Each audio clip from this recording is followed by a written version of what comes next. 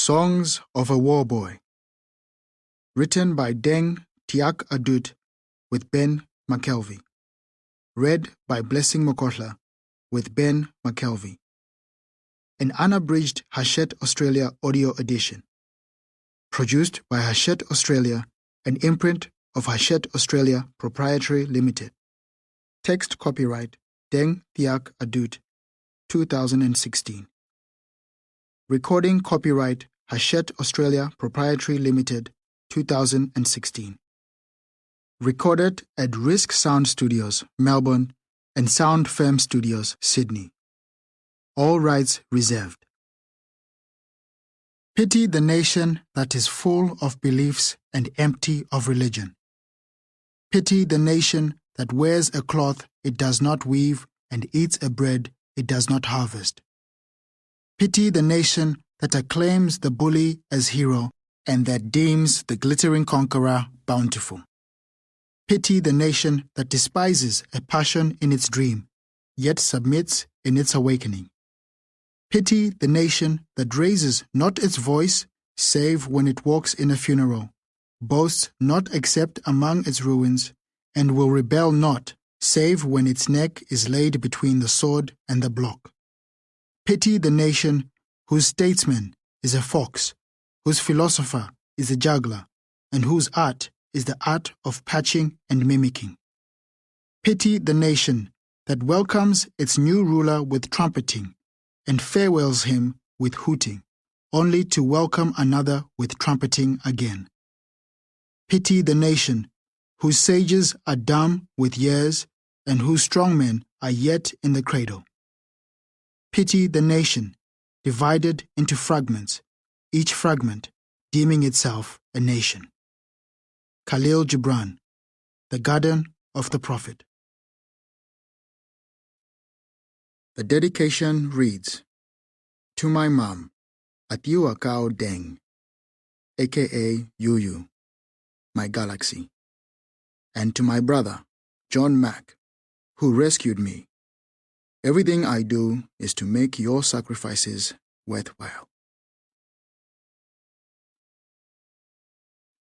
Forward.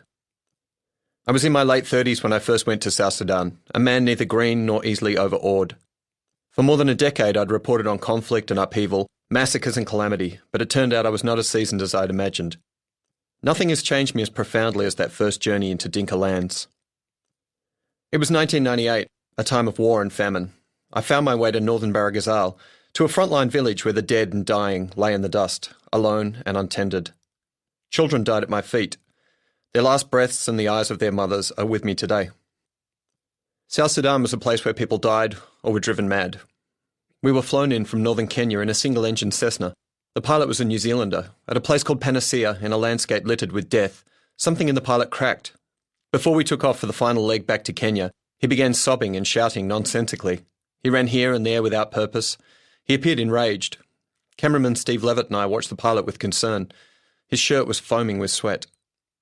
Finally, he sat behind the controls crying.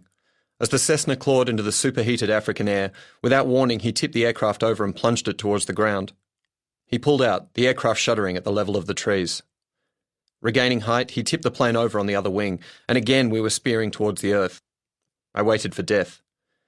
But again he pulled out of the dive in the final moment. 2 desperately wounded men were lying in the cargo space behind the final seat. One groaned.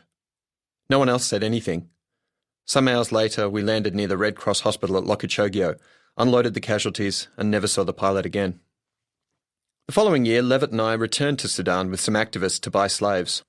Our story helped prove the ancient trade was thriving again in conditions made possible by the war. These reports gained the notice of the small South Sudanese refugee population in Sydney. I was invited to their gatherings. It was here I met John Mack Achuek, who would become one of my greatest friends.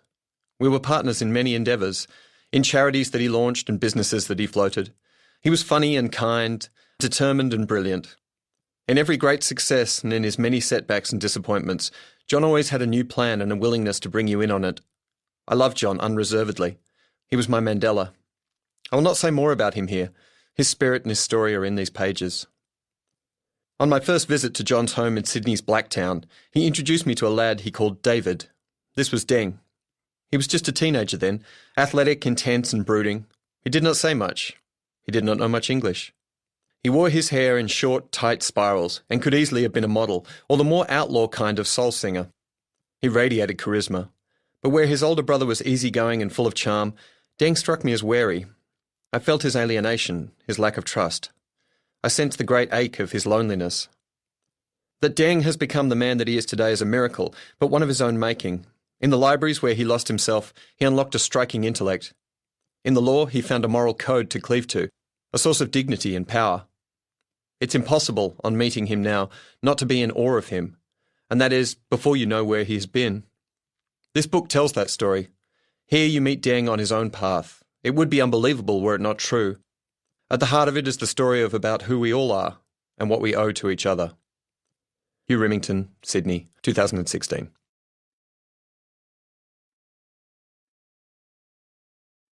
Prologue. Songs are of great importance to my people, the Dinka.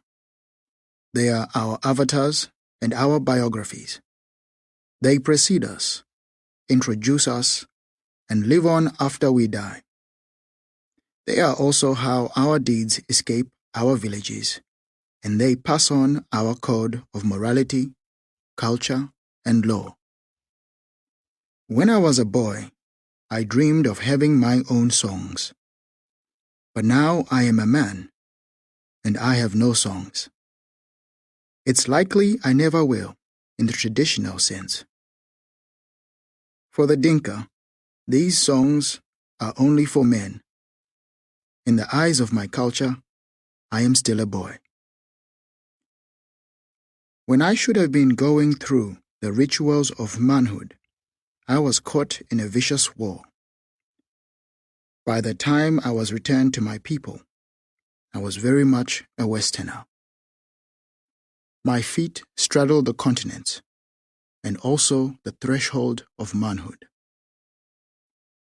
I never completed the rites of passage that are required to become a Dinka man. And so, in the eyes of some of my people, I am half-made.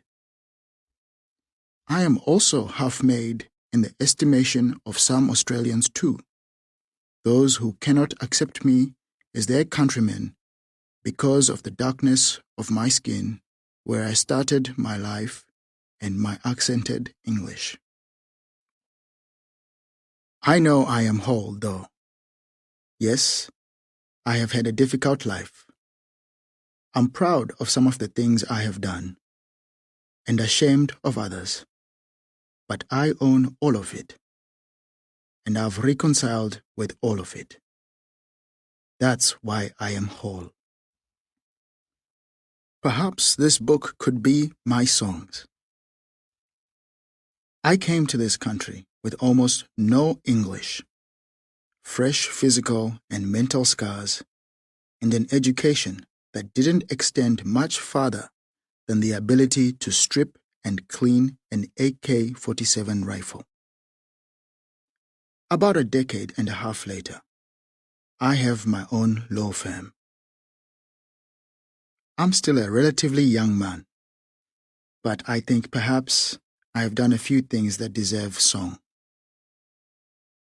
In Africa, I've hunted and killed, and survived bombardment and disease. I've charged headlong at machine gun posts. I've been taken to the mouth of death many times, and have always been lucky enough to be able to pull myself out. In Australia, I became educated and also became a man of standing in my community. I once thought that finishing my law degree and my master's would be the greatest achievements of my life. But I've found a much-needed home in law, and I've gone on to accomplishments that have benefited not just myself, but others. I'm especially proud of the work I've done with my dispossessed African brothers and sisters. Would any of it be worthy of song? I think so. I've been able to adorn myself with fine things too, which is an important right for the Dinka. I have my suits made for me so they fit perfectly. And I have European watches and fine-smelling leather boots and bags. To go to South Sudan and look at us, the Dinka, with Western eyes, you may assume that we are a people who do not value finery. But that's not the case. Though we have no need for diamonds or designer clothes in Africa, the acquisition of a fine-looking cow or a hand-hammered cowbell or handmade spear or of a leopard skin to wear when wrestling is very important to a Dinka man. If we own luxury items that are honestly earned, then they must be represented in our songs too. My suits would not have their own songs, but they could certainly bring flavor to some of my verses. Perhaps my songs could also be songs for the other boys who were taken from their villages and mothers, and for those scarred, confused black men that you see in the outer suburbs of Western cities, their looks of fear, often mistaken for anger. Ideally, every war boy should be able to sing their own songs, but so many are dead, and so many who have survived have no voice. Even though I hesitate to collectively recognize my brothers, I feel that any one of them who wants to share my verses should be able to do so, because they should be songs for everybody, even the war boys. The chapters in this book are the verses of my songs, the songs of Deng, Thiak, Adut, the songs of a war boy.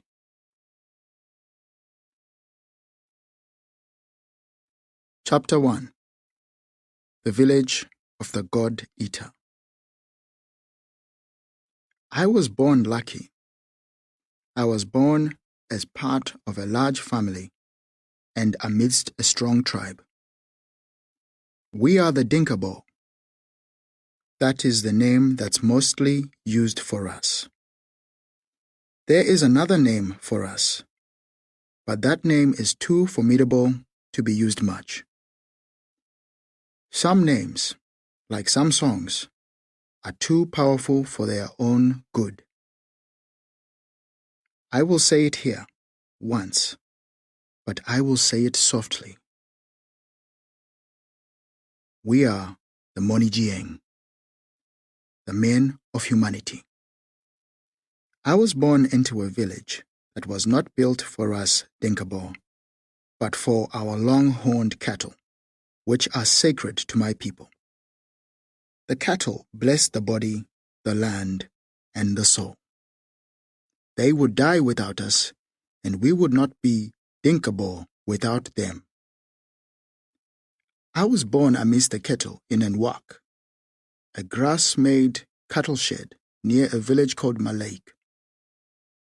A family of swallows watched on as one woman struggled, and others offered gentle encouragement. I took some of the soul of one of the birds as I took my first breaths, and in doing so, I also took their name, Auluch, or Little Swallow. Little Swallow was also born with more status. The mother who birthed me, Atiu Akau Deng, was the most recently betrothed of my father's 6 wives. As the last wife, she was the first among equals in clan estimation. The women whom my father had previously married were also my mothers, but they were not Atiu Akau Deng. Atiu Akau Deng had status, reputation, but also poise and wisdom. Atiu means born with a struggle. Akau means support and fealty. And Deng means God of the rain. All names speak to who my mother of mothers is. In my village, my father, Thiak Adut Garang, was considered a prosperous man. He was a fisherman, but also had a banana farm and owned many heads of cattle, all of whom he could recognize at a glance. If a man wished to marry a woman like my mother, he needed to own a great herd. My mother's clan, the Dinka Adol, are known for having some of the most powerful women in all the Dinka lands, and my mother was tall and strong, even when standing next to her tribeswomen. I do not know what my father paid for her, but it would have been quite a stampede. Atiu Akau Deng is still a powerful woman. Although she is now an old woman, so bears her power in her eyes, not her body. My father was alive when I was born, but not when I started to take on memories. He died of old age, which was the way many people used to die in my village. I knew my father mostly because of the songs men sang about him, with the finest being a tale of when he hunted a hippopotamus with his spear and fed the entire village for days. Tradition dictated that his grave was next to our luwak, and I would often think about him when I walked past it. In our village, men were the exclusive holders of male wisdom, so my mothers couldn't tell me the stories of my father. But my brothers, some of who had spent 20 or 30 years with him, would spend long afternoons singing his songs and telling his stories. My father was a great hunter and fisherman, my brothers would tell me. He was a fighter too, apparently. Our tribe had long been in a simmering conflict with another clan called the Palek, and there was a story that I especially enjoyed that culminated in my father throwing a Palek warrior into a burning pile of cow dung. I liked to hear that story over and over, waiting with bated breath for the buttock burning conclusion, which would always put me in fits of laughter. My brothers would tell me that after the chief, a position that rotated around the four most powerful families in the village, my father was one of the most respected men in our part of the world. The weight of his name, Thiak, was considerable, and as the eldest surviving son of my father's last wife, it is mine. Of all of my names, it is the one I am perhaps most proud of, and the fact that that name is now on the cover of this book makes me immeasurably proud.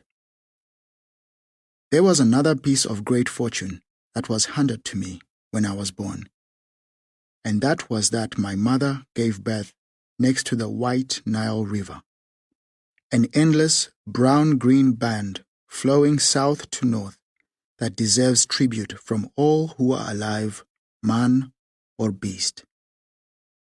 There is no life without the Nile, and no Nile without rain. The god of rain, Deng, is one of the most powerful deities in our world. For the Dinka, life comes and goes on the ebb of Deng's mood. My first memories are of the creatures that came to the Nile to hunt or drink. I especially loved the large Nile eagles, which would soar high over the river as though they were the fingers of a dancing man, before carving through the air, smashing into the water, and emerging with a catfish struggling between the sharp points of their claws. To be able to simply reach into the brown of the water and bring out food like that was powerful magic as far as I was concerned. I knew men like my father could pull food from the river too, but for them it seemed like toil. It was no more effort for the Nile eagle to fish than it was for the sun to plod across the sky each day. One of my first fully formed memories was of a clash between two Nile eagles. One had pinched a fat, glistening fish from the river, and the other had attempted to steal his friend's quarry. Their claws locked mid-air, and they spiraled down, as though both suddenly wingless. The eagles landed heavily in front of Ayunkon, one of my mothers, who was sitting with me near the river. I felt the head and the animals' bodies when I heard their landing. Even as an infant, I understood that animals that lived in the sky did not need to have heavy bones or tough skin. My mother approached the eagles, which were chirping mournfully and quietly. Their claws were still locked, and the eagles no longer had the strength to extricate themselves from the combative embrace. Ayun spoke to the large birds softly, and I was stunned to find that the eagles allowed her to pull their claws apart. Eagles are not like dogs, and usually do not listen to what humans have to say. When free from each other, the animals walked around slowly, but could not fly. "Fly, fly," I said in hushed tones. My longing for the birds to be in the sky again was perhaps my first desire. I had needs before, but remember no earlier desires. My mother disappeared towards our hut, returning with a gourd of water. She poured some drops into each animal's beak. That seemed to calm them. They were still for some minutes, until one bird postured, spread its wings, let out a cry, and took to the sky. Its friend watched for a moment, and then followed up and away. After a few wheeling moments above the river, both eagles disappeared from view. I watched the spot where I'd last seen the birds, and I wondered how I would feel if I suddenly found myself stuck up in the sky. I stared at the sky for some time afterwards, long past the length of my mother's patience. I stared and thought about flying until I was called to eat. It was a rare event that I had to be called to eat. I was only Auluch until I was Achamnyalich. It was a nickname given to me when one day I lay on my back with some of my brothers and mused out loud that if I could catch and kill Nyalich, the big god who was made out of the sky, we would have enough food for the entire village to eat. More than that, I continued in the stunned silence. There would be leftovers forever. For a minute, my brothers mused on whether there was more power in the blasphemousness or hilarity of what I had said. It seemed that laughter won the day, and from that moment, I was called Achamnyalich, or the God-Eater. In my very young years, almost all of the trouble in my life stemmed from my insatiable stomach. I would cry and whine at night if at the end of the day my belly wasn't as full as the river after the rains. If there was food in the pot, I would always be trying to cram fish or ugali, a delicious dough made of maize flour and water, in my mouth, even if I was full and the food was just tumbling out of my crammed mouth and onto the floor. I was a greedy child. When there was a great kill, an antelope, or a crocodile, or perhaps even a hippopotamus, the meat was distributed according to family status. As a child, I had no rights to any of the great kill meat, except that which my mothers or brothers would give to me.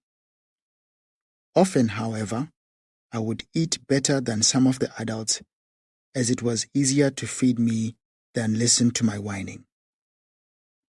I often thought grisly antelope meat was a meager consolation for one who wished to eat the biggest god of them all. But I would never refuse food, regardless of what it was. I remember one afternoon deciding to chew on some scattered corn husks that had been tossed on the ground, which were also being enjoyed by a troop of wild baboons. When the monkeys and I had finished our meal, I decided we were compatriots, so I led them through our gate and into our luwak so we could all search for another course together.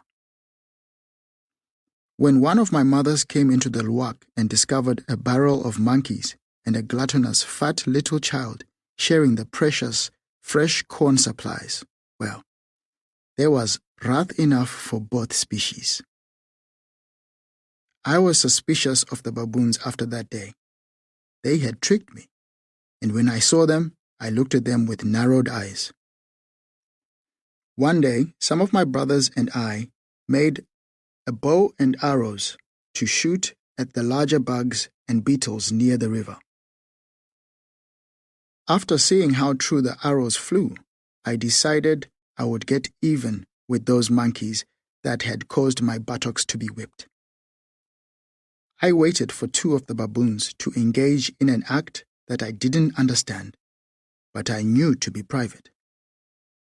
Then I let loose an arrow right at the point where their simian bodies met. I hit the male baboon. He reared up in outrage and then instantly identified his assailant. He sized me up and made me as an opponent of manageable size. The baboon ran at me, screeching a song of violence. He was fast, but moving with both hands and feet, he couldn't really attack me until he sat down. When he did, I would dart away from him. It was a high-stakes game of tag that I started to understand could have very painful repercussions. I was saved once again by my mother, and once again my bottom felt an angry mother's wrath. The time that my stomach led me to the gravest danger was down at the Nile, where I used to play with a couple of village girls named Akwal and Nyandit. The three of us used to wade into the water at the mouth of an irrigation tunnel, and there I would try to catch with my hands any fish unlucky enough to travel through the tunnel. When I would manage to grab a fish, I would bite into its belly, spitting out the skin, scales, and bones, and swallowing the delicious pink-white flesh. I thought the only danger in that game was that escaped fish would sometimes bite my testicles, but there was another greater danger. I didn't know that some fish were not tasty and nourishing. I didn't know that some fish had flesh that would attack my stomach with 1,000 knives. I was sick for weeks after eating that evil fish. I could not eat, could not move, and there were concerns that I would be joining my father under a mound next to the luwak. I survived, but those weeks were the closest I'd been to dying until the war came to our village. For the first part of my life, I knew the village, my family, the Nile, and the animals around it, and almost nothing else.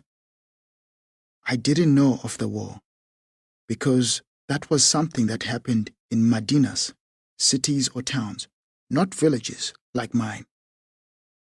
Then the war grew and moved, and strange, unfathomable things started happening, one after another. The first such happening was when I saw a convoy of rumbling vehicles. I had seen a vehicle before.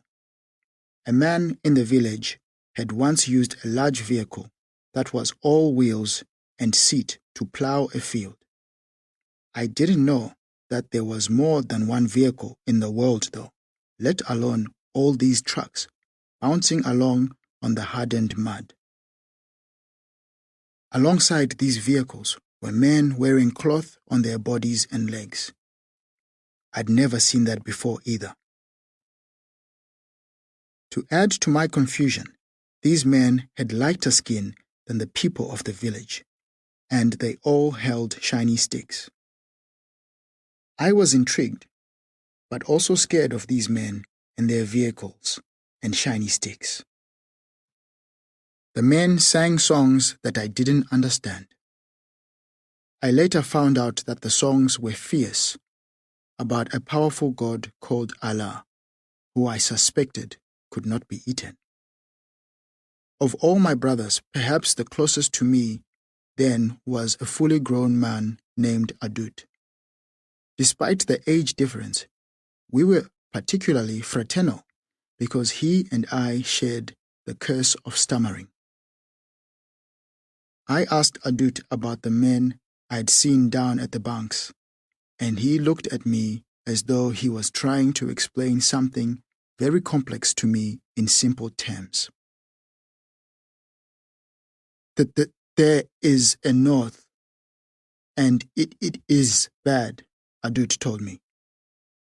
Those men you saw, they are bad. I knew nothing of the north then. I didn't know of the Arabs or of Sharia law. Initially, the men were exciting to me. They represented an adventure. After I saw those men, Adut and some of the other men from the village disappeared, returning with strangers. Familiar-looking strangers, but strangers nonetheless. These strangers had shiny sticks too, and were always asking for food and water. They were blunt and abrupt about their needs, and I could tell they annoyed the mothers. There was a collective name for these men, and it was anyanya, which literally translates into snake poison. The anyanya were fighters, but not fighters like the men who wrestled in my village for bragging rights or status, and not even the men who fought the Palek. These men were in a fight that made them harder, meaner, and gave them marks on their faces and holes in their bodies. Adut went off with these anyanya once and came back with a hole in his shoulder that made his arm all but useless. Then one day, I saw my first machine of war. It was an old tank, which was sitting in one of my uncle's fields. It looked like a metal house with a beak. I asked my uncle where he got such a thing, and he said that he and the anyanya had killed the men in it and dragged it to the village. I asked if the tank was still alive, but he said it wasn't. I wondered what my uncle would do with this metal house. My answer came some weeks later, when I saw people working in the fields with new metal hoes, shovels, and rakes, some bearing markings unique to the tank, and some still bearing the burn marks from the anyanya attack. The signs of war came before the danger. When the danger first came, it came in the form of a realized myth. I had always thought the story of the Nyanyuan, female werewolves, who feasted on the flesh of children, was a fiction made up by adults to keep their little ones from venturing too far into the bush. But when my cousin, Deng, was attacked by one, I knew they were real. Deng escaped with just facial mutilation, but when he described the attack later, it was obviously the work of a Nyanyuan. I soon saw the Nyanyuan with my own eyes, prowling around on the edge of the village. They looked just like hyenas, but their eyes were wilder and their growls were evil, and I could tell that they were far more dangerous than hyenas. Of course, I now know there is no such thing as a Nyanyuan. I now know that what I saw were just hyenas turned desperate, their feeding patterns interrupted by the bombs and guns. They had resorted to eating the flesh of the abundant dead bodies nearby, and sometimes children, like Deng. The Anyanya came to the village more and more as the war expanded. We fed them and housed them, and let them rest when they had holes in their bodies or when they were sick. More men from the north came closer and closer to us also. There was a missionary school in the nearby town of Deng, which hosted people who were teaching, writing, and reading in a language called English. If you could read this language, then you could read a powerful magic book called the Bible. The men from the north hated that book, the language, and the town. Those who could read that book were very good spies, apparently, and the men from the north were scared of the spies, so I heard they killed in that town with nooses and fire and machetes and with the shiny sticks. One of my older brothers, John, went to that town and learned about the Bible. He had not been born with the name John, but the people who taught him about that magic book told him he had to take a name from the book and get rid of his old name. His old name was Benchmarch, which means God of Fire. His new name was the name of one of the men who wrote the magic book. John used to tell me about the stories in the magic book, but they sounded unbelievable to me. I told John that his God didn't know much about life on the Nile. That used to make John very angry. There were a number of times that John's religion put him at odds with many of the rest of us. There was one instance when, after learning about some things called graven images, he decided he was going to burn some of the wooden statues of our Dinka gods.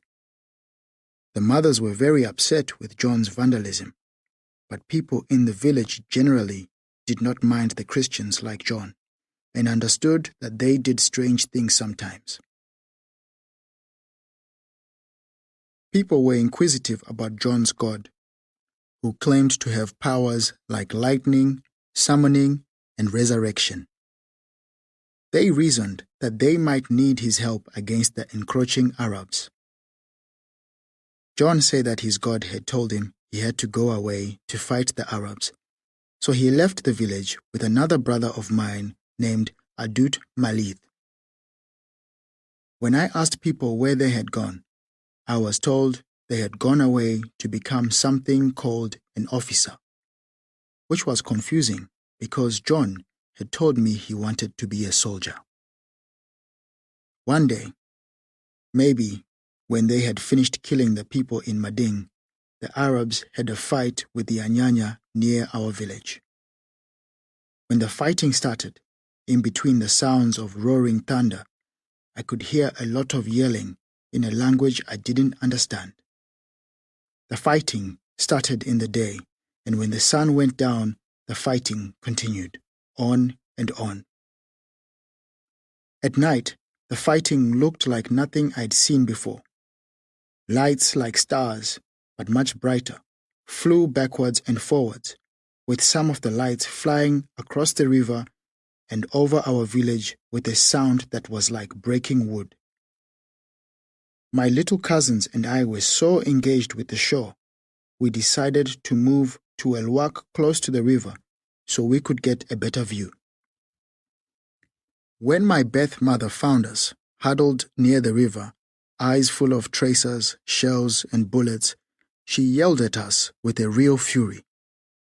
"It is dangerous, you stupid boys," she shouted at us. "Do you want to be killed?" I didn't move. I didn't know what it was to be killed, but I knew that I wanted to watch the show. After being dragged to safety, my buttocks were again whipped. For some time after the battle, the men from the north would come to our fields to burn our food and do something else called rape, which I was told was worse than burning our food. I couldn't imagine what could have been worse than burning our food, but the mothers certainly hated it. Sometimes, however, there were long periods when the war was happening elsewhere. Sometimes it didn't seem that there was a war at all. The only conflict I saw in those periods was the men who faced off in wrestling matches. That happened when one had questioned the other's manliness. I liked the wrestling. The men would fight with a ferocity, and then when one wrestler had forced the other to touch the ground, establishing himself as a greater man than the other, both would have to acknowledge the new order of things. Even in the quiet times, I remembered the war, though. Especially when I saw men in the village with holes in them. I knew the war would be coming back, and I wondered what form it would take when it did. I could never have envisioned the war's new face, which was announced by my cousin, a deaf boy named Deng, who was a little younger than me.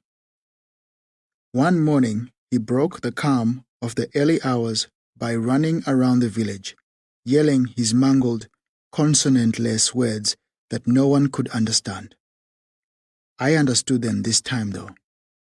He was saying, "Beware, beware." He was pointing to the sky, but not to any particular point. He was pointing at the entire expanse of blue. We all looked up, but there was nothing to see. There was sky and some clouds, but there were not even any birds to see.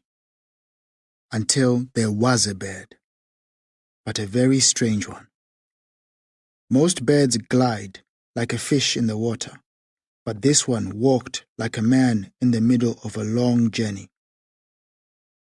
The not bird came closer and closer. Some of the other children had gathered around us. None of us knew what this was in the sky, except apparently Deng. He was wailing, agitated and scared, his hands jerking around, palms first, in an awkward dance of fear. My adrenaline was rising, but I didn't run until the first bombs started landing. The bombs did not land close to me, but their report shook my insides. Through the thunder and the fire and the smoke, frantic mothers collected their children and ran for the river and the relative safety of the other side. We were lucky. We had a canoe, but many had to swim across the river to the marshes on the other bank. From the other side, we first watched the northerners attack the village from the sky, and then later we watched them attack us from the ground, after they piled out of trucks. They shot their small guns and big guns at the village and the marshes. There was metal and fire spitting at us, and it was chopping down the trees and the people. Then it all stopped. Some of the villagers went back across the water immediately, and some waited hours, days, or even weeks. The dead were buried, and for those who were not killed or wounded, life continued in the village for the most part, as it had before. The northerners came back time and time again. As we hid in the marshes, my cousins and brothers would try to figure out what the Arabs had come for. Did they want grain? Did they want our sheds? Had they come for the cows? Had they come for the river? Eventually, we figured that they had just come to kill us, and that they had no other reason to be in our village. We were children and had no understanding of the politics of war, but we were not far from the truth. The mothers were careful to make sure the dead were buried without the children seeing the bodies. I wished once again that it was possible to eat the big god Nyalich, not because I wanted to fill my belly, but because I wanted to get rid of the sky and the fire-bringing beasts that now lived there. And then, one day, the Northern Army stopped having the run of our village. Their planes and trucks and men had fire and metal thrown at them by the Anyanya. Only they weren't the Anyanya anymore. They had become something more dangerous, organized, and effective.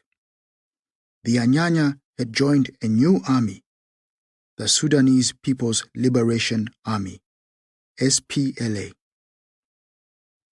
The SPLA was just as much of a burden on the village as the Anyanya had been, demanding food, shelter, and medical help, but at least they were fighting the Northerners with big guns and strong men. Even through a child's eyes, I could tell that the SPLA was more potent. They had clothes that blended into the trees, and all the SPLA had guns. People started to wonder out loud if perhaps this SPLA could stop the Northerners. The SPLA was not strong enough to beat the Northern Army. Not yet, anyway. They were being equipped, funded, and supported by Ethiopia, but they lacked the manpower to conduct effective offensives. Their thin ranks were being decimated by the air power of the North and often cut down by the intertribal conflict. Many SPLA recruits had even been killed by the Anyanya as they tried to make it to the rebel bases across the border in Ethiopia before the amalgamation of the groups happened. The SPLA needed manpower, and they were going to get it from the only abundant source left in the country, the rural villages that were now populated mostly by women, the elderly, and children. It would be unthinkable to bring women into the war, and the elderly would not even last the journey to the SPLA bases. But the boy children could pull the trigger of an AK-47 almost as well as their uncles and fathers.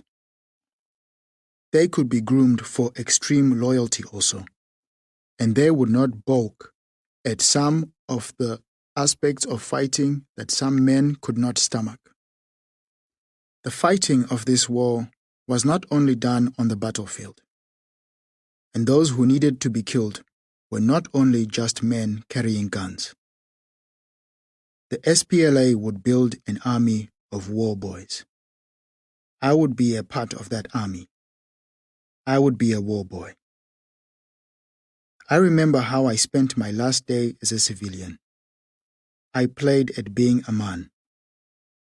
I sat with our tame cow, which didn't go out to graze in the fields, but stayed close to home to give milk. I pretended to own her and gave her stern orders, which she acknowledged only with blank stares and defecation.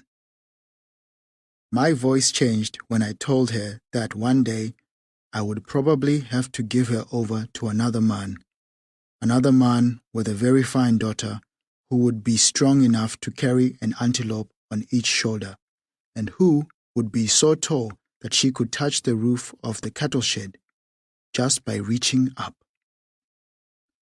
I rubbed the cow's neck apologetically.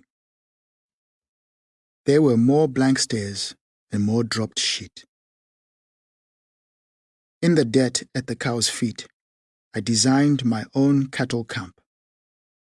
This was one of my favorite games, molding clumps of wet dirt representing all the cows I hoped to own, penned in by a dirt fence with twigs and sticks for the trees my cows would need for shade, and a ditch dug with my heel representing the Nile. When my camp was finished, I would move the mad cows around and imagine all the sons that would be working for me. I'd also compose the songs that would be written about my life. Songs of hunting and fishing, wrestling and cowheading, songs about tall wives and strong sons. There would be no songs for me, however, because that would be the last day I would spend in my village as a villager. That was the day that I fell off the edge of the world of children and landed in another world. I did not land in the world of men, though. The world I yearned to be a part of, but another world. In this world, there was no family, and no gods, no Nile eagles, and no knowledge. In this new world, there was only one thing: the machine that is war.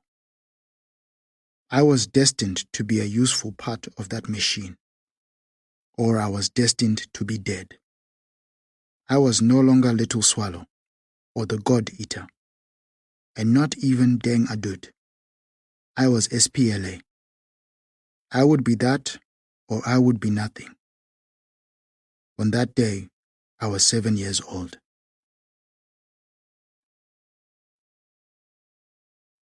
Chapter 2. The Ribbon of Boys. There had been fierce fighting the few days before I was taken. The northern men had driven past the truck next to the Nile in the morning, and when they returned in the afternoon, they had been attacked. After the battle, the SPLA came to the village, as they often did, to get food, goats, and rest.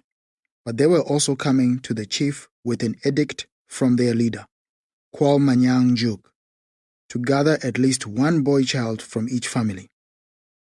The chief had no choice but to acquiesce. Our village was in SPLA territory now, and SPLA territory was under gun rule. The word went down to the clans, and then to the mothers. Athiu Deng was told that she must give me up to the army. I don't know what the feeling may have been in her heart when she heard, but I know inside she would have been collapsing. It is a pragmatic life, however, Sudanese village life, so knowing that there was no refusing the order, my mother of mothers started to prepare food for my trip. Adut the stammerer was sent out to tell me to prepare for a long journey. I don't remember how I learned that Adut was coming for me with bad news, but I knew because I ran from him and hid in a tall tree with a great many leaves. I did not want to go on a journey, especially a long journey. Adut and some of the other men searched through the afternoon and the night, but they couldn't find me. I came down from that tree at dawn, as I thought the danger had passed. Adut must have found some other boy to be sent off into the world. He hadn't, though, and he caught up with me in the morning, while I was playing with my little make-believe cattle camp. He approached me as one might a dog with pinback ears, walking slowly, leading with a gift of cloth in his hand. It was the gift that kept me from running away. Adut told me I had been selected to be educated. He told me I must go away from my mother for a while. He told me I would come back. He told me I had to be strong and that I would be going to Ethiopia. I didn't know what Ethiopia was, but I knew my mother wouldn't be there and I didn't want to leave her. The gift in Adut's hand was an army-issue khaki shirt. I cried as he placed it around my shoulders. Take this shirt, and may you wear it proudly on the journey, Adut said. Do you know proudly? I did. I had never worn any clothes before, let alone a fine khaki shirt like that. I left the shirt on my shoulders because I knew that I would be going to this Ethiopia no matter what my wishes were.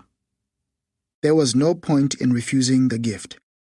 I was curious about being educated. I knew it was a great thing to be educated, but I hoped it didn't take very long.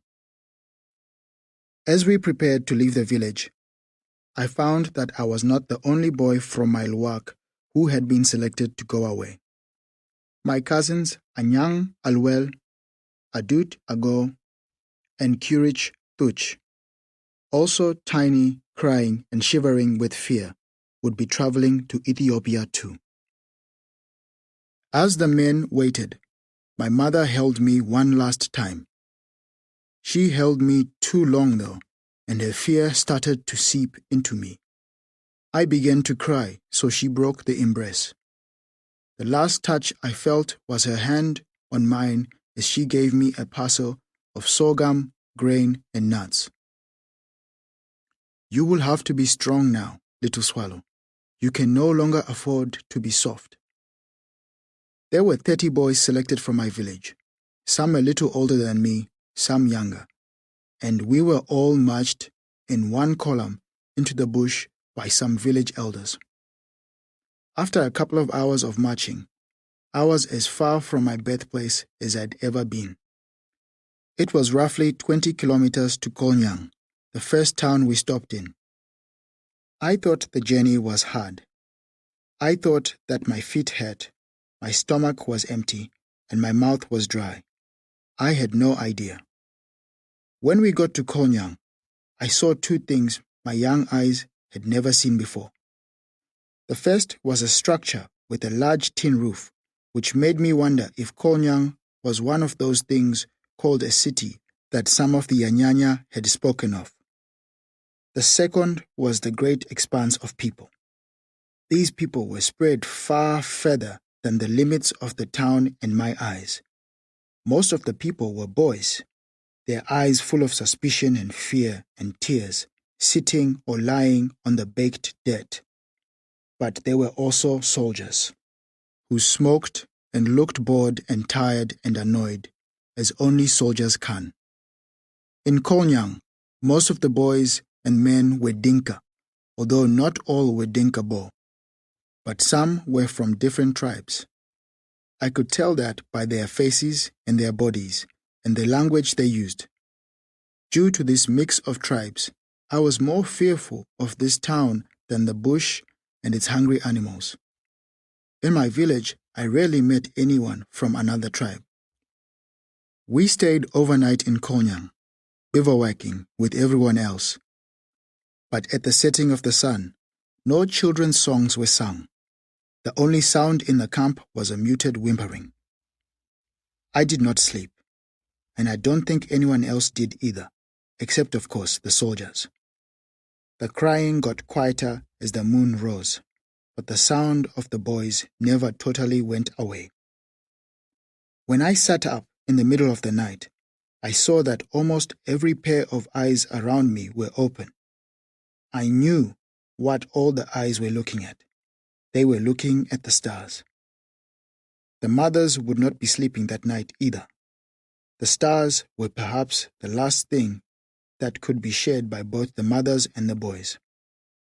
I knew that my mother would be looking at those stars that night. At dawn, the journey started in earnest. Our group would not start to walk until the sun was high in the sky, however, as a great number of clans were sent on the path before us. When we joined the march, there was a ribbon of boys and soldiers in front of us that stretched all the way to the horizon. After a few hours of walking, the ribbon stretched out behind us too. The first day in the ribbon of boys was the easiest. There was still food and water, and there were trees for shade sometimes, and the blisters on my feet were not yet leaking blood. The soldiers had not yet become desperate and angry, and in some of us there was even a sense of awe at being part of something as massive as this horizon-spanning column. Any awe died on the third day.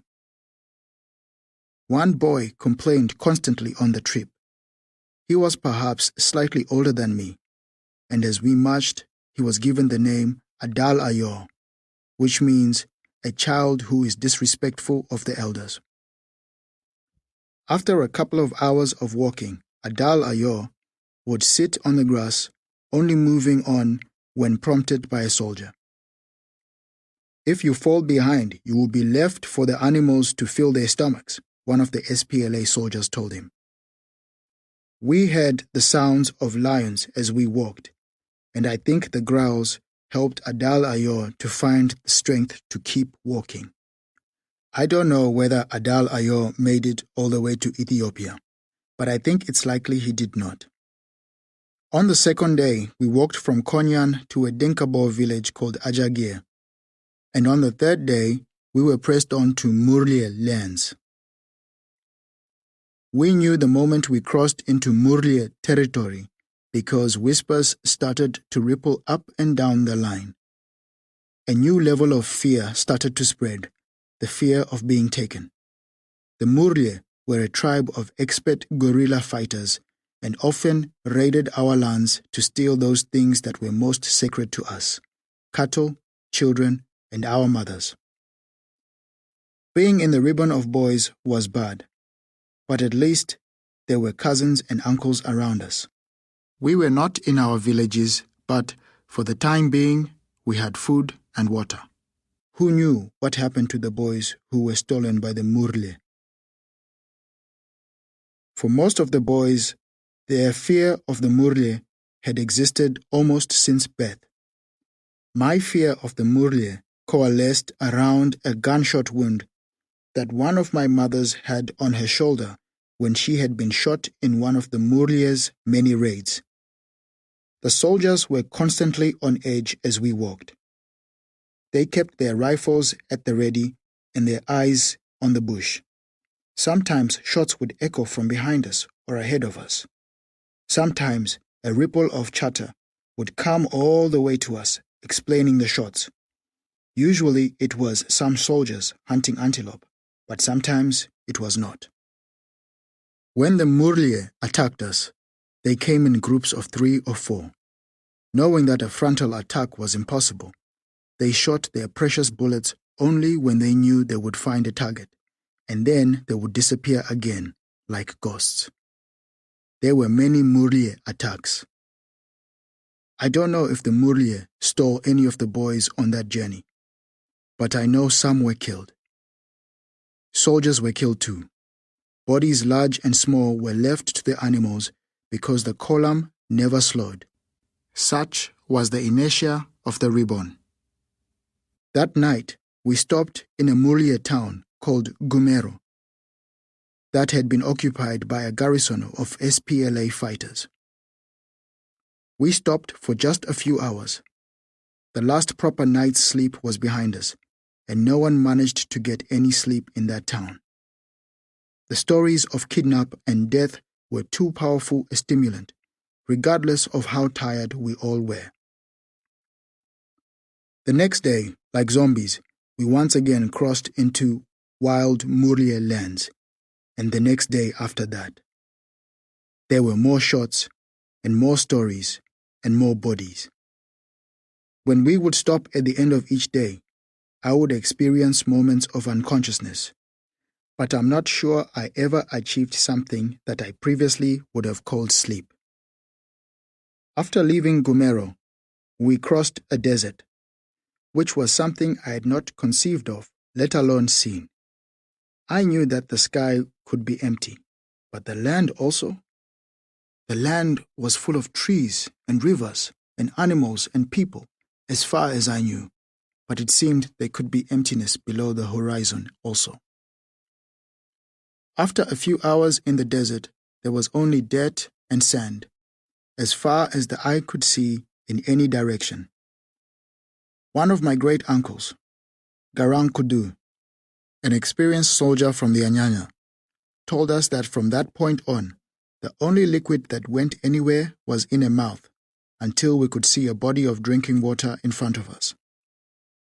No matter what we heard from the line in front of us, or even if we saw a town, we must see this water with our own eyes before we could wash or cool down with water. We trudged and trudged and trudged, and for hours we could see only desert and could hear only the sound of our feet, except for the occasional howl or wail from an animal. We received water only a couple of times a day, and then it was just a slug from a jerry can. Soon the jerry cans started to run dry, and our ration became a shot from the cap. After that, we were only given enough water to wet our tongues, just enough to stop your mouth from cracking and bleeding. After a few days in the desert, some of the older boys started to act in a way that would have normally been seen as madness. Some ate mud when they found it, and others fought to drink the urine that was expelled when another soldier or a boy, apparently a soldier or boy with a far greater water reserve than us, we never urinated in the desert, stopped to take a leak. The trek went on, everlasting. I lost any sense of time or place, and I even started to lose the idea that there would be an end to the march. The thirst and the sun boring into me, and the pain in my stomach and feet was the only reality I understood. The fatigue was as infinite as the view in front of me. The walk could not get any worse, and it would surely not get any better. It just was, and would forever be. The monotony was finally broken when I collapsed on the path that had been trodden by the thousands of boys in front of me. I did not try to collapse, nor did I try not to. It's just what happened. I lay there on the dirt as blistered feet trudged past my face. I was not the first boy who had fallen with fatigue, and in each instance, the soldiers had done a quick triage assessment. Could the boy be compelled to stand and go on? Could the boy be carried until he recharged his ability to walk on unassisted? If the answer to both questions was no, then the boy's fate was left to the compassion of the boys and soldiers behind him, and compassion was necessarily in short supply. Most boys were being marched by members of their clan or family members. If their clan or family had decided that they were too far gone to be helped, then they were almost certainly not going to be picked up by strangers. A feast was being left for the beasts of the desert. But I was not to be a course. I was picked up and carried by one of my group. I do not know who. I was bouncing in and out of consciousness. We must have stopped to rest when I was unconscious, because I remember waking as everyone lay on the ground quiet. And I remember waking again as the others were preparing to move on. I managed to walk on. I went back to the groove of the endless sun and pain. I don't know if it was something that had always been planned, or if it was because too many boys were being left behind. But at some point in the desert march, a water truck was sent along the line. Jerry cans were filled, but they soon became empty again. I started to think that there might be an end to the trip when I saw a huge, shimmering expanse of water ahead on the horizon. For hours we marched towards it, but it seemed no matter how many steps we put under us, we weren't getting any closer to the water. It was an effort to speak, but I asked one of the soldiers how far he thought we were to that water. It was the only question that was answered on that journey. "Not water, it's a trick of the eyes," he croaked. I cursed my eyes. There was no water in front of us, but mercifully, after a few more hours, there was a border nearby, which was delineated by a change of terrain. When we finally crossed into Ethiopia, there were green trees and animals and grass and a wide and very welcome river. I now know that that river was never far from where we were forced to march. There were boys who were left behind for the animals unnecessarily. I do not know why. Our first stop in Ethiopia was in a border town called Pachela, a beautiful settlement on the banks of the Blue Nile, which we couldn't enjoy at all. We were as fearful in Pachela as we had been in the Murle towns, because in Pachela we saw men with light skin, and the only light-skinned men we'd seen before had come to our villages to kill. In Pachela, we were given our first military rations. Soldiers with giant bags of corn came around each camp, handing out food for the boys.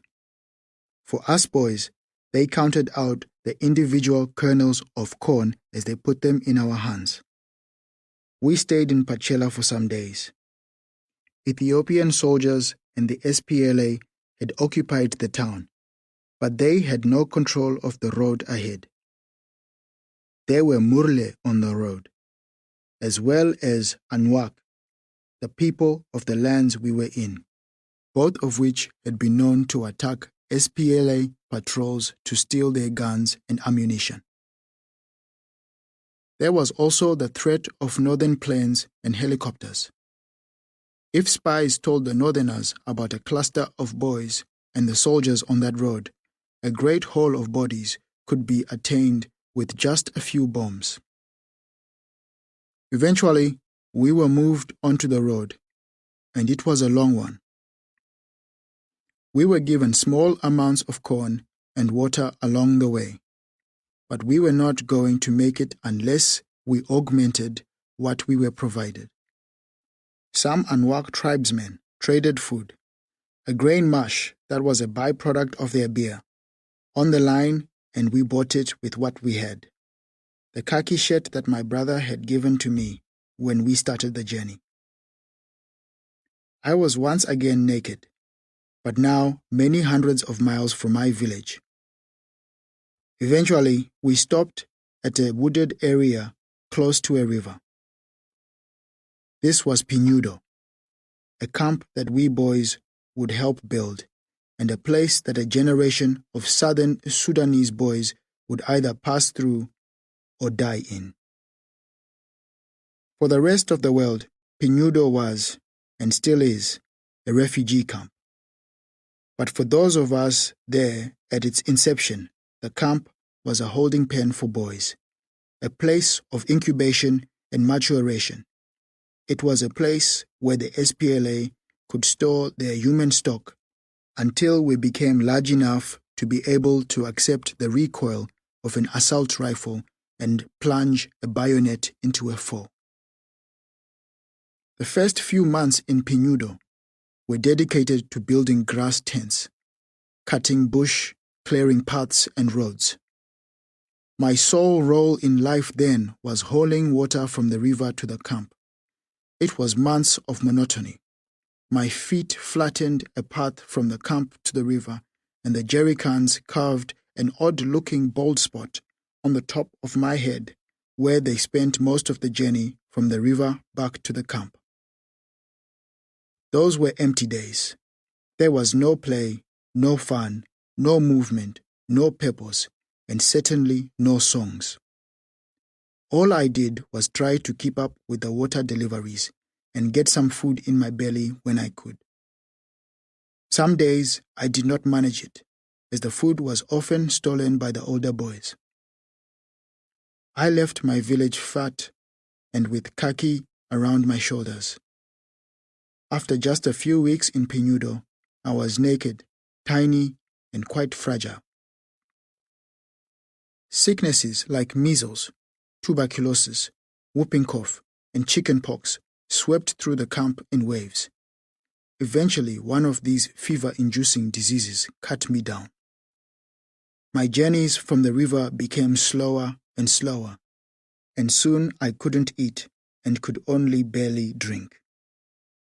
My skin got hotter and hotter, and eventually I couldn't get up and leave my tent. In keeping with the conventional bush remedy for fever, I was placed in a corn sack and left outside in the sun. The days went by and I only got sicker and more feverish until one of the soldiers dragged me to one of the larger grass huts which served as a field hospital. There were dozens of boys in sacks in that hospital, including my cousin Anyang Alwell, who was taken from my luak with me. We would look at each other, when we had the strength, a nod and acknowledgement across the hut. Anyang had gone through a transformation also. His belly had shrunk, and his cheeks had become shallow, and most of the time his eyes stared straight ahead as though he was thinking about something very large. Ya Deng, one of the few women in the camp, and a relative of mine, treated my cousin and I with small portions of porridge and large needles. The needles I reeled from, and the porridge I routinely vomited up. Every day, some of the boys in the hut died. When they did, thread and needles were produced, and the opening of their corn sack was sewn closed. These sacks were placed in a large hole nearby. Perhaps 30 or 40 boys were taken to the hut after that particular outbreak. As far as I could tell, only 2 regained health. I was one of them. Anyang Alwell was not. As they sewed up the top of his sack, I started to conceive of what it meant to be put in the hole. I was only 7 and had not previously understood that the people who were cut down by the bombs, the boys who were left in the desert, my father under his mound next to the luwak, and the sucked-away cousin disappearing from view next to me were never, ever coming back to life. The finality of death only occurred to me then. Death had been around me for months, but I had never really understood it until Anyang Alwell, whose life circumstances had been almost exactly the same as mine, was dumped into a hole full of boys. I knew then that death was forever. While I was recovering from my sickness, all of the boys were called to parade. Parades were not an unusual occurrence. We were often bucked into formation and then screamed at in Arabic for an hour or 2 by an officer, before having someone explain to us what the yelling was all about. This parade, however, would not be like the others. From the time we got to Pinudo, almost all of us boys had been overseen by soldiers and older boys, or even extended family from our own clan. The sub-camps that had been established were largely homogeneous, with all of the boys with me being Dinkabo and speaking the same language. Now, however, this parade was ordering everyone be mixed up. After the parade, we were told no 2 boys from one clan should put their shoulders together. This was the rule, and breaking the rule would elicit a harsh punishment. I suspect the reason for this move was to kill fomenting dissent. Disease and malnutrition were killing many of the younger and weaker boys, and the older boys and soldiers mourned their brothers and cousins, and perhaps also saw a future where their strength might fail them too. After the mixing parade, my brother John, who had been ordered to the camp from the front lines, sought me out. John and I had not seen each other since I had been taken from our village, and I was surprised that he recognized me, small, sick, and shivering as I was. At 17, John was a veteran then, even though he would barely be considered a man anywhere else in the world. He had been fighting in the war for some years, and had more than once been left for dead after being seriously injured with bullets and artillery. I was happy to see him. John had always been an incandescent presence, and in him I saw a larger world than the small, awful world I was living in. Brothers were not supposed to be brothers that day though, and John and I only had a few moments together before he was barked away by another SPLA officer.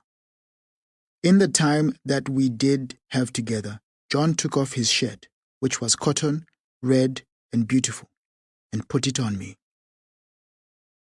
"Things are hard, little swallow, but you will survive in this shirt," he said. "It will protect you from being sick and from being hungry."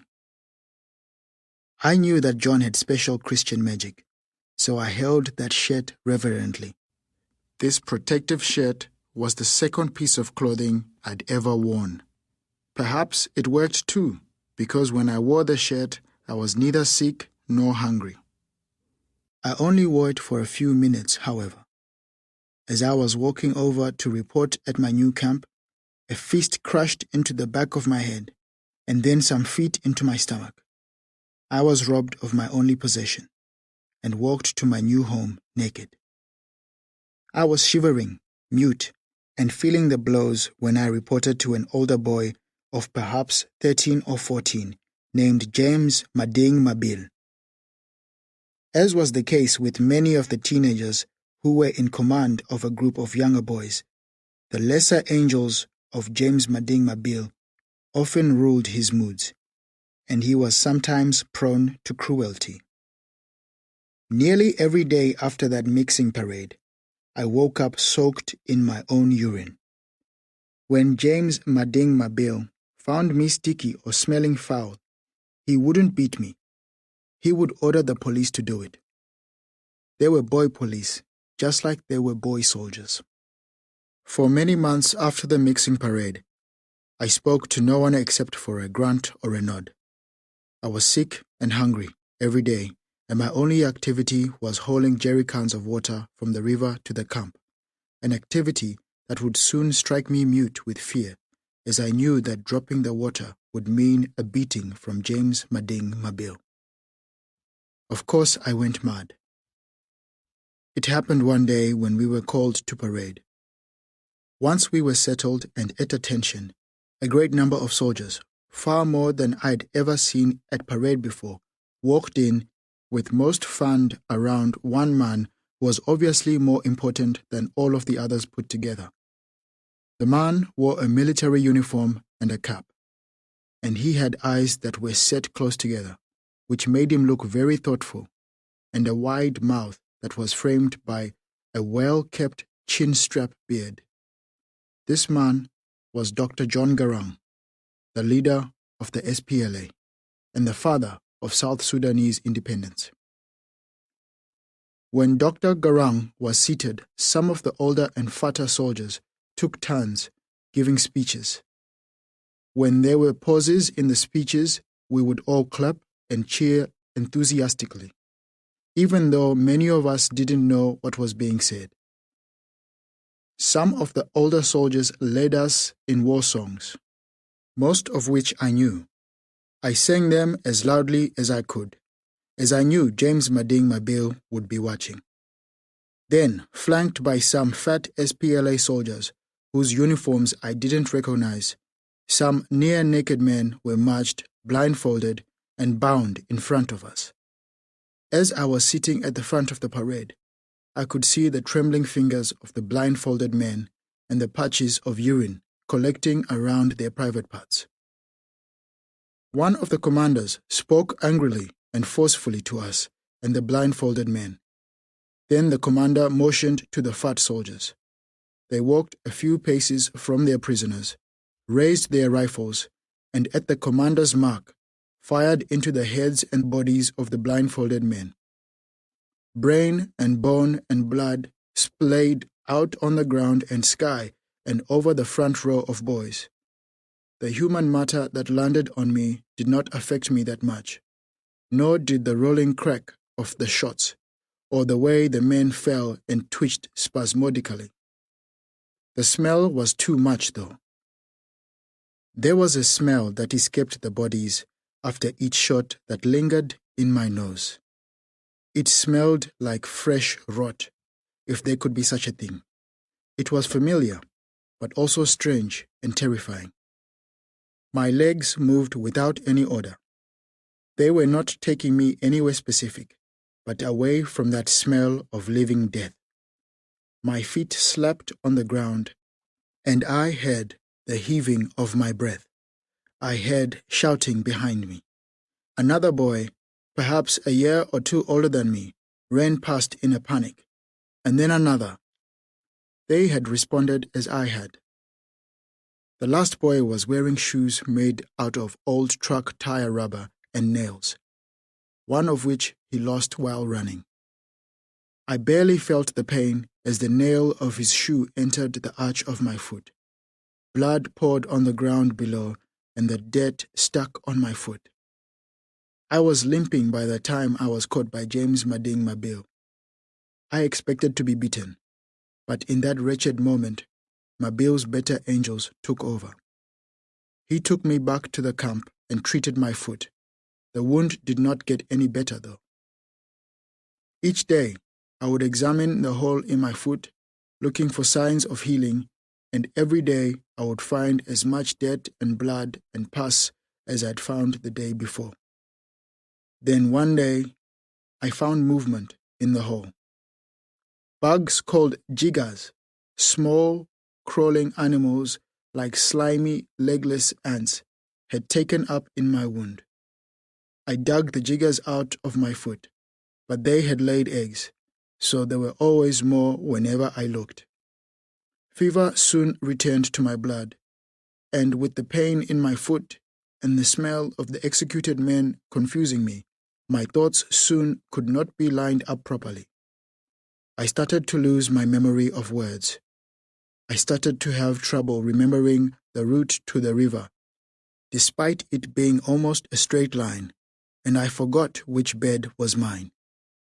For a time, I did not understand the correlation between the wetness I would wake up in each morning and the slaps and kicks I would receive during the day. I could not remember what was food and what wasn't. There was more than one occasion when I was eating what I thought was food, but it was actually human excrement that I had picked up from the ground. I fought hard to keep the memory of my mother in my mind, though. She was my last link to my old life. All of the energy that was left in me was used remembering her name and what her eyes looked like before I walked away from my village. After a few weeks of fever, reality had almost completely escaped me. Most days, when I woke, there was a haze on the plain just past the camp, and I could not escape the idea that it was the smoke of my uncle, Ngongich Ngweni Deng's cattle camp. When I saw that haze, I could taste the fresh milk he would be filling in skins and the recently caught fish that he would be roasting. I thought I could eat and drink and get fat, like I had been, if I could just manage to get to that camp. Perhaps I could take milk to my mother, and with her guidance, I could get older. If only I could get to the smoke of Uncle Ngongich's fire, I could perhaps have my own cattle camp. I would run, limping but with gusto, for the haze, only to be dragged back by one of the older boys. Back at the tents, I would be beaten and admonished. When the haze had dissipated, I would go about my water-bringing day. But the next morning, with the haze back, the mad routine would happen all over again. Soon, to keep me from running away in the morning, I was tied to the bed each evening and only released when the sun was high in the sky. Eventually, my foot got better, but not my mind, nor my blood. In the mornings, I would strain against the ropes until, as the fever rose and rose, I had no straining left in me. Eventually, I could not stand when ordered. In those weeks, I would have wasted to nothing except that my cousin Adut Ago took it upon himself to feed and bathe me. He had also seen Anyang waste away to death, and he could not bear to see it happen again to his kin. Adut would carry me around the camp on his back, and he was usually kind and compassionate to me, except that he complained about my jutting bones stabbing him in the back. He would take me to the hospital and try to get the nurses to fix me. Sometimes I would be allowed to lie down on one of the cot beds for a while, but they could never fix me. It was Adut's burden for weeks and weeks. I shed even more weight, and my bones became as sharp as knives. My fever burned, and I soiled myself whenever I managed to eat and drink, and I made no sense when I spoke. Yet Adut bore it all until one day, while I was lying on a cot in the hospital, he said he had reached the end of his tether. Deng, I am not strong. Your bones stab me when I carry you, and my muscles ache at the end of the day. I have sores and sickness, and we cannot go on. I think you are on the way into the ground. Perhaps you should just make it easier for both of us. I knew he was right. We are all dead soon anyway, so we shouldn't suffer too much. My mind was everywhere, except where sense lived. But in that moment, I understood what my cousin was telling me. I had a moment of clarity. I must die now. He must be free of me. Considering how frail my mind and body were, I thought that I would be able to die by rolling off the camp cot. I tried to do just that, but I did not have the strength to get off the edge. You must help me, I said to Adut. He couldn't. Adut left me. I hoped he was coming back with a gun so I could die like the blindfolded man. For a moment, I thought about the dead alive smell I hated so much. But after a while, I felt better when I realized that I would not have to suffer that smell, and that for Adut, that smell would be preferable to having to carry my sharp bones around the camp until it was time for him to die. I waited for Adut and the gun. I waited and waited and waited, and night fell and day came, and night fell again, but Adut never came. I would have to stay alive. I would have to be a soldier and fight in the war. I was 9 years old.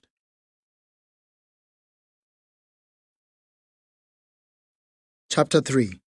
The Land of War. When I was 9, I knew nothing of the war, or of the history of my nation. I only knew the law of the Dinka. I knew that the Dinka world started when, one day, men emerged from the Nile with cows following them, as there is no world without milk, meat, and dowry. I knew that those early men used to go back to heaven via a long rope after they died, so knowledge could fix their broken bodies and send them back to their fields. I knew that the rope was now gone, because a woman walked out of the Nile. One day when this woman was pounding grain, a baby bluebird tried to eat the grain. The woman killed the baby bluebird, and the mother bluebird, seeing her dead chick, chewed through the rope to heaven, and in that moment, man became mortal.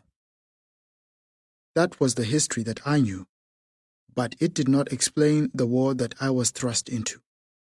In fact, very few Dinka people believed that our history could explain this new war as it dragged on, so people started to renounce the traditional history and align themselves with John's God.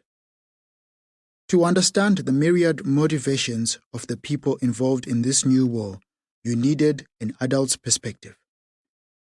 Before Sudan was a country, it was an Arabic saying and a loose geographical designation. Bilad as-Sudan translates literally into Land of the Blacks, and is what conquering Arab military commanders called the area in Africa that sits just below the Saharan desert. Bilal as-Sudan was home to many African kingdoms over many centuries, but during the rise of the Ottoman Empire at around the 15th century, Islamic rule was slowly established in the north of what is now the nation of Sudan. By the mid-19th century, Sudan's capital, Khartoum, and its surrounding satellite cities were a mix of Nubian and Arabic cultures, but the south of the country, a fierce and underdeveloped area that is now the nation of South Sudan, remained largely immune to Arabization and to Islam. The north flourished in the Ottoman period until the late 19th century. Harsh taxation policies and pressure from Europe to limit the lucrative slave trade fomented dissent, which coalesced around a messianic Islamic warrior priest named Muhammad Ahmad. Using the fuel of powerful religious and nationalistic rhetoric, Ahmad built up a large flock of acolyte militiamen and in 1881 proclaimed himself to be a Mahdi, a guided or enlightened one, and the true leader of the area known as Sudan. The governance of the Mahdists was defined by brutal proselytizing and conquering. Beaten foes could either submit to the strictest interpretation of Sharia law or be put to death as apostates. For the length of the Mahdi's reign, that dichotomy of religion or death continued. Once the Mahdi rebellion had successfully taken Khartoum, the Mahdi changed his title to Khalifa, which literally translates as successor or steward, but also denotes a leader that rules with the approval of God. The Mahdists proved a particularly efficient fighting force, but like most forces entering South Sudan, they won battles but didn't manage to influence or control the people. Still, their brutality spread and spread, even outside the nation's borders, with campaigns extending deep into Eritrea and Ethiopia. Eventually, the European forces defeated the Mahdi in the late 1890s. The great governments of the time were not particularly concerned with the fates of most of the East African colonies, but when a Mahdist army pushed deep into the continent-straddling nation of Egypt, a counter-offensive was ordered. Historically, the story of the defeat of the Mahdi has been subsumed by the enormity of World War I. But it should be noted that nearly 1,000 new South Welshmen were committed to the defeat of the Mahdists as part of a British force. Eventually, the Caliphate was toppled by a campaign headed by legendary British commander Lord H.H. Kitchener. As a result, for the first half of the 20th century, the British, either directly or by proxy, ruled what is modern Sudan and South Sudan. For that period, the nation was largely at peace, thanks in no small part to British recognition that Sudan was not one country, but at least two, with the north being predominantly culturally Arabic and religiously Islamic, and the south being tribal, traditional, and either Christian or animist. Those two Sudans were ruled largely independently until, in 1946, the British decided that the two administrative regions should be merged. Following World War II, the tensions between Sudan's north and south grew. While Britain's power and interest waned in the country, the north gained more and more power over the south, and they lost representation, consideration, and the benefits of taxation. Eventually, things came to a head when, in 1955, the British prepared to give complete autonomy to a government which was increasingly being constituted by and for Arabs, Muslims, and Northerners. On January 1, 1956, Sudan gained independence, and the new government instantly inherited a guerrilla war that had started a few months earlier when a series of army bases in the south conducted mutinies. For the first few years of what would eventually be called the First Sudanese Civil War, the southern fighters were largely disorganized and ineffective, thanks in no small part to the internal tribal distrust and infighting that still, to this day, plagues the nation of South Sudan. The Southern Rebellion was helped by the fact that the new Sudanese government, mostly consisting of Northerners and Muslims, was also suffering crippling disharmony. The ineffectual war continued for some time until a Mahdi leader took command of the disparate groups of southern fighters and, for the most part, put them under a central command. When that happened, the fighting was given another name, and that name was the Anyanya Rebellion. After proving to be somewhat effective against the government forces, the Anyanya gained financial and material support from the enemies of Khartoum, including Sudan's largely Christian neighbor, Ethiopia. The Anyanya rebellion lasted many years and caused the death of hundreds of thousands of people from the south. The rebellion ended in 1972, when some very large Christian and Islamic groups brought the government and the Anyanya to a peace conference in Ethiopia's capital, Addis Ababa.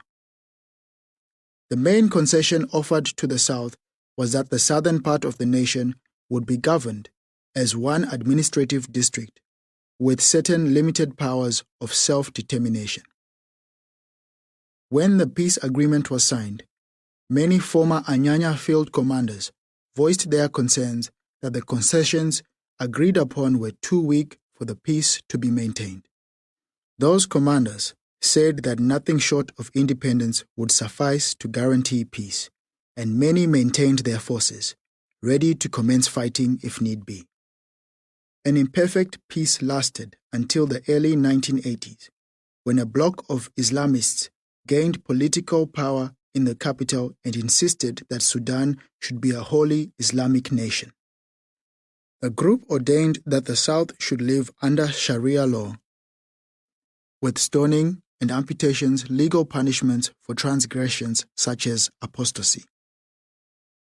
Khartoum dismantled the special autonomy laws that had been agreed upon after the Addis Ababa Accords and seized the oil fields in the south that had been generating the bulk of the revenue bankrolling the South's limited independence. The disgruntled Anyanya commanders reactivated their forces, and dissent even fomented within the northern Sudanese army. One southern colonel, who'd been absorbed into Khartoum's army after the end of the Anyanya rebellion, planned a mutiny. That officer's name was Dr. John Garang. In 1983, Dr. Garang, who was ethnically Dinka, had been sent to Khartoum to Bo, a Dinka town, to pacify a southern garrison on the verge of revolt. Instead, he killed the northern soldiers in the town and took the southern soldiers into the bush. There, they were reformed as an anti-government force named the Sudanese People's Liberation Army, the SPLA. With help from neighboring Christian nations, the SPLA became an effective force. Khartoum was forced to the negotiating table, but this time the SPLA would accept nothing less than independence. In 1991, negotiations completely fell apart. Both sides prepared for war. The North prepared itself for a short, modern war, buying up fighter jets, bombers, and helicopters. The South prepared itself for a long guerrilla war, enacting general conscription and then scooping up boys like me from the southern villages like mine so they could be deployed against the northern soldiers. It was a long and brutal war. When the fighting finally ceased, the butcher's bill was estimated to be roughly 2 million dead, with most of those dying of starvation, drought, or disease. There would have been short odds on me being counted in that number of dead, but I did not die. In one instance, because of men in blue hats. Men in blue hats and wheat that they brought from a country a long way away that is called Australia.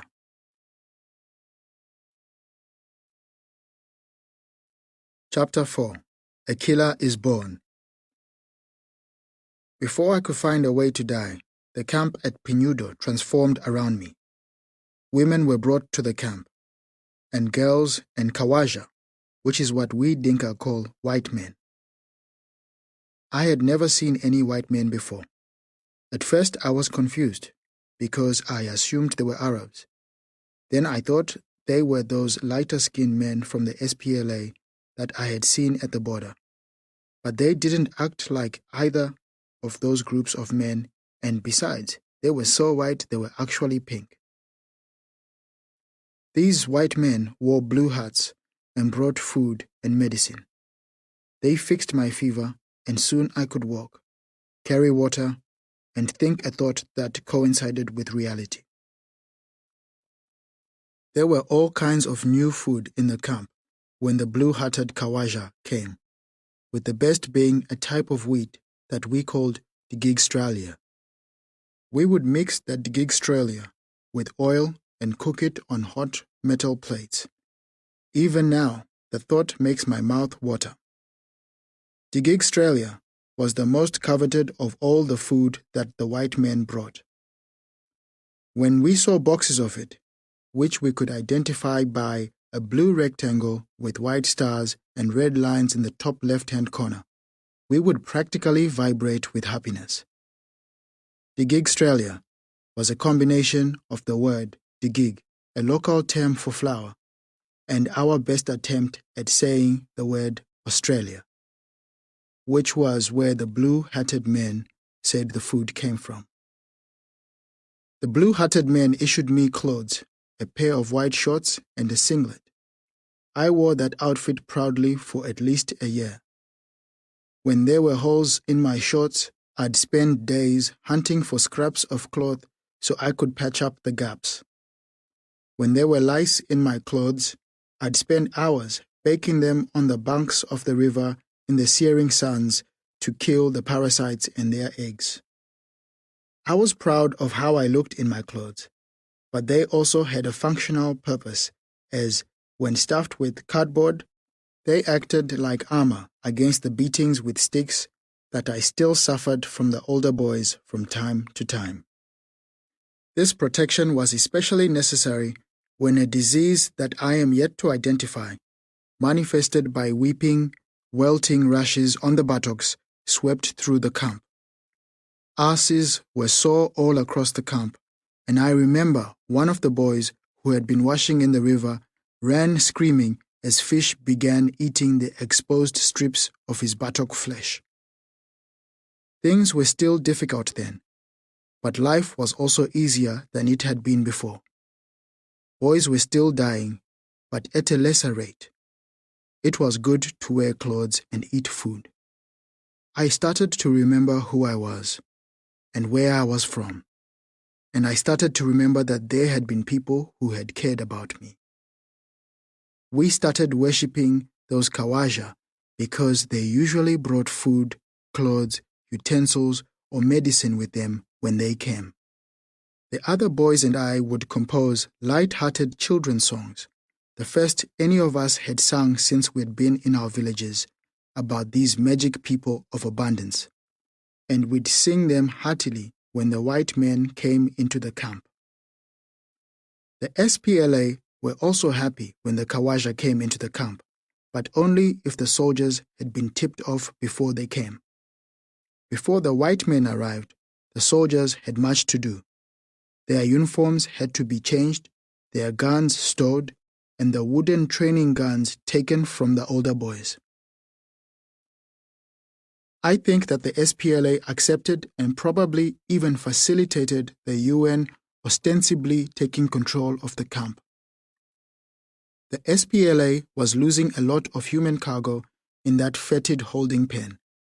With help from the blue-hatted men of the UN, the SPLA would lose fewer boys and have far stronger boys when it came time for them to start their military training in earnest. My military training really started when I was 9. One day, when the Kawaja were far from the camp, a group of boys my age were called to parade, and there our heights were measured against an upright AK-47. Those like me, who were taller than the gun, were told that we were moving on from the camp. I had been close to dying before the camp improved, so I was wary of a new change of circumstances. But I also couldn't help but feel some excitement at what felt like a progression. Ironically, I had started to feel more like a soldier since the Kawaja had come. The white men were outsiders, welcome outsiders, but outsiders nonetheless. And their world of food and clothes seemed less real than the world of parade, training with wooden guns, which I had started to do when they came, and hearing about the glorious victories on the front line. Camp life had seemed disorganized and random, but it had been effective because at the time, when the SPLA needed me to start thinking like a soldier, I was doing just that. I enjoyed having a wooden gun in my hands, and I no longer hated parade. The discipline that had seemed so brutal started to feel second nature to me. In fact, it started to feel necessary. In the weeks before we were taken to our second camp, I had started to think about the northern men who had come to our village. I now knew what death was, and I was starting to think about what it would be like to deal it out. It was a 2-hour march through the bush to our new camp, which was very different from the old one. When we had walked into Pinudo, there was nothing but bush, and even when we left, there was little more than canvas tents, some wells and trucks and roads. When I arrived at the new camp, I marched into a military installation with gates, ammunition dumps, machine gun nests, barracks, and firing ranges. From the moment I stepped over the border of that camp, I was very much an SPLA soldier. We were taken to a barrack and placed under the command of a squad leader, which was usually an older boy who could read or write. Each squad, which constituted 10 boys, was assigned 2 other sister squads, which made up a platoon. The platoons also picked up 4 other platoons to make a brigade. From the moment we walked through the gates, it was drilled into us that our squad mates, our platoon mates, and our brigade mates were now the most important people in our lives. My brigade was my new tribe. The boys of my platoon were my extended family, and my squad mates were my new brothers. There were replacements for my mother and father too, which were my AK-47 and Dr. John Garang. Nothing was more important to me in my life than my rifle and my leader. That was drilled into me every day of my training. For months, I trained with a wooden gun, but I dreamed of the day when I would have my own rifle with the power to fight and kill and fulfill my purpose designed by my leader. Without the direction of Dr. John Garang, I was listless, and without my weapon, I was ineffective. With one in my heart and the other in my hands, there was no limit to what I could do. My unit was called the Comanche, Clawhammer Brigade, under Commanding Officer Paul Ring Dow. Dow was my link to the wisdom of Dr. John Garang, which would filter down via the brigade leader, then the platoon leader, and finally my squad leader. The discipline in that military camp was extreme and violent, but it worked because our leaders had started to establish purpose, and it seemed that almost every boy bought in. For those who didn't, they would most likely not survive. Executions were a regular occurrence. Every day in that camp, the war seemed to come closer to us, and in war, you fight and take orders or you die. In that camp, we slowly but surely became effective, faithful killers. One day we were called to parade, and a group of older boys marched in front of us before being deployed to the front lines. To see them, firm and stoic, with their weapons that they would soon use, marching in front of us made us burn with jealousy. Being issued an AK-47 and then sent off to a place where there was an endless supply of northern men to kill was what every boy in the camp wanted. My only consolation was that I knew one day I would be joining them in glorious battle. We would have to wait much longer than any of us expected, though.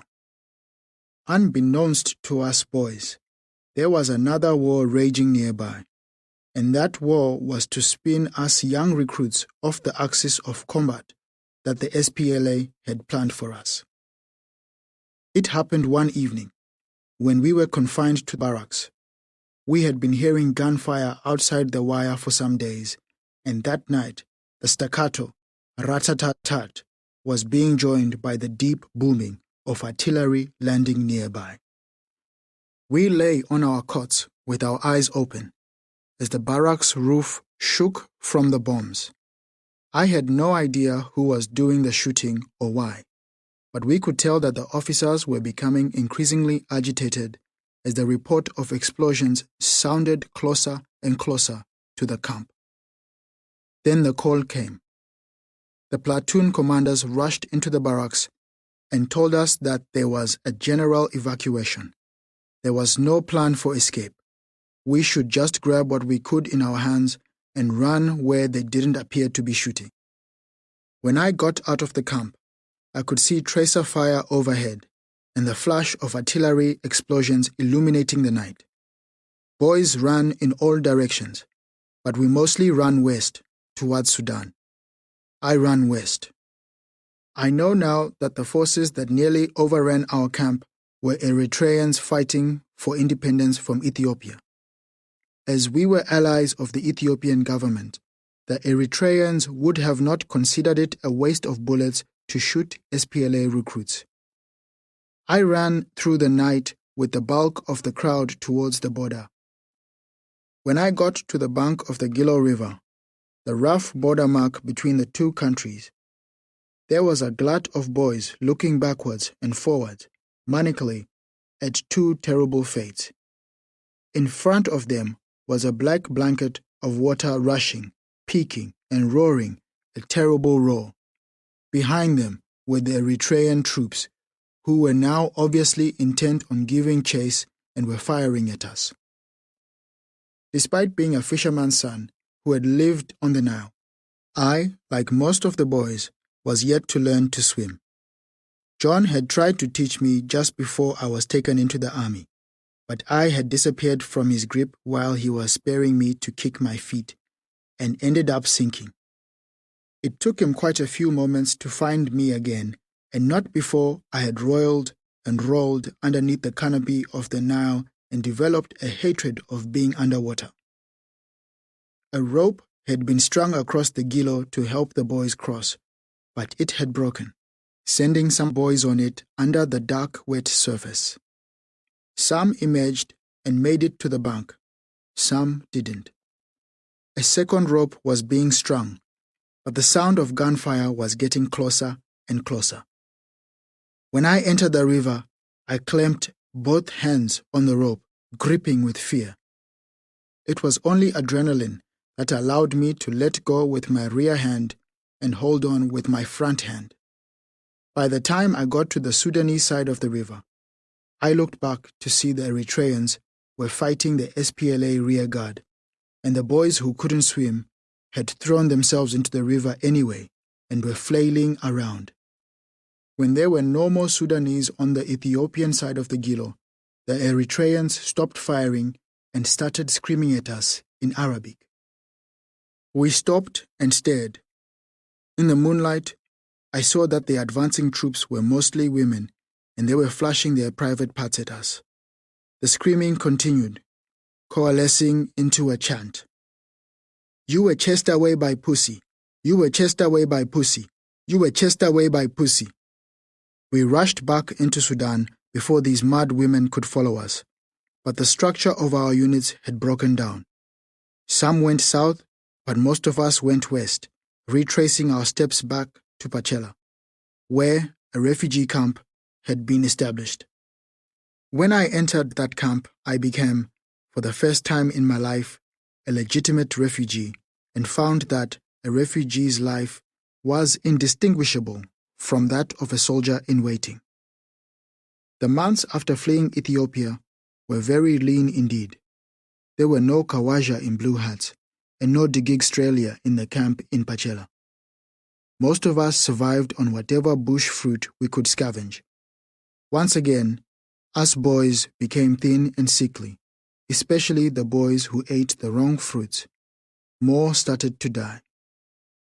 Then one day, planes flew over the camp and threw cargo at us. too weak to run from the planes. We just watched the shapes float down towards us. We were happy to find that the